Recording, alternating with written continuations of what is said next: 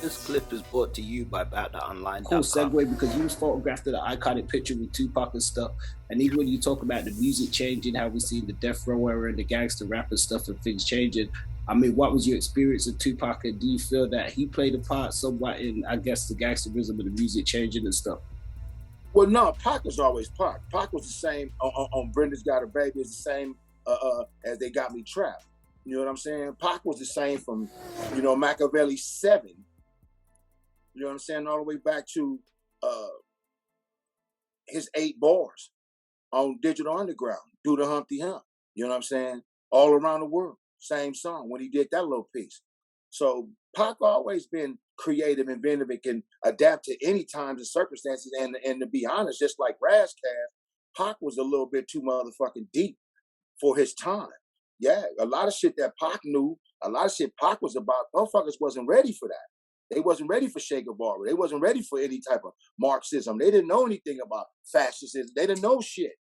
So Pac would drop jewels on people, and they was like, man, fuck all that. People didn't want to hear that. That's the Pac I knew.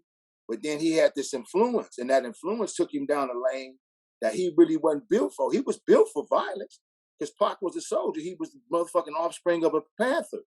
You feel me? So he was built for violence.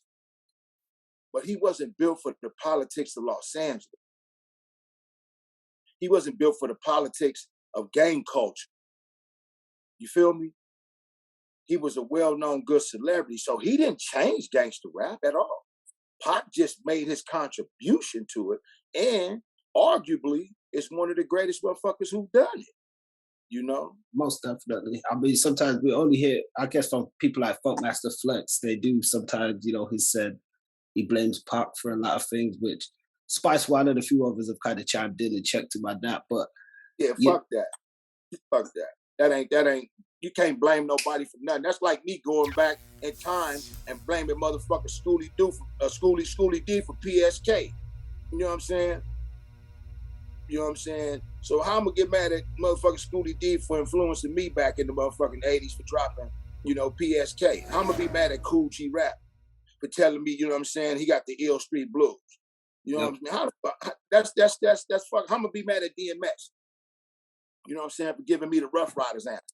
That's like saying, you know what? I'm gonna blame hip hop now. Fuck it. Hip hop is the blame for everything that went wrong. That's not true, bro. And I love Funk Flex. I love Funk Master Flex. Matter of fact, I don't do the East West shit. You know, my career began in New York. So the fuck I look like disrespecting my brothers from, you know, all 5 boroughs. And I don't blame nobody. No, I get you. You mentioned that even the East-West, just to touch on that slightly, I know it was a situation you wouldn't have been even, you know, around for as such, but, you know, do you think it was just too publicized by the media? We know that it kind of got a bit crazy, but things seem to have simmered down a lot now. Listen, man, when you fucking with that kind of money, and then you got that kind of energy, and the wave behind that energy doesn't stop, and it continues and it continues, and it picks up shit in its path, and then you get these crazy motherfuckers like LAPD behind the scenes, you get these other entities behind the scenes, start to, you know, pull some strings and say, hey, we can play this to our advantage and get these motherfuckers to kill each other for a minute and separate.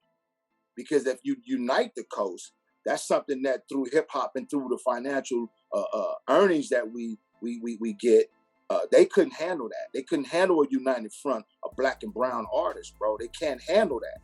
So they had to perpetuate that shit. They the masters of subterfuge, homie. You know that. They are the masters of subterfuge. So Pac was a soldier. There's absolutely nothing to say negative about Tupac, other than the fact that I wish he wouldn't have tripped on my motherfucking homeboy Orlando Anderson. You know what I'm saying? I wish that situation would have never happened, because it was a string of events that took place after that. And that whole string of events that took place after that, man, it claimed a lot of lives, you know what I mean? It fucked up a lot of families. That one little incident in that casino fucked off families, fucked off businesses, fucked off the bag. Cats that had action that going to make millions and changing their lives and taking just percentages of this money that was sitting on the table and doing good on the small level in the community. You know, small stores, mom and pop stores. A lot of shit could have been born up out of that big motherfucking bag, bro. You know, but when that string of events took place, hip hop changed, and the lives of 1,000 other people did. But to sit and say Tupac brought gangster rap an element of violence that didn't exist prior to that is bullshit.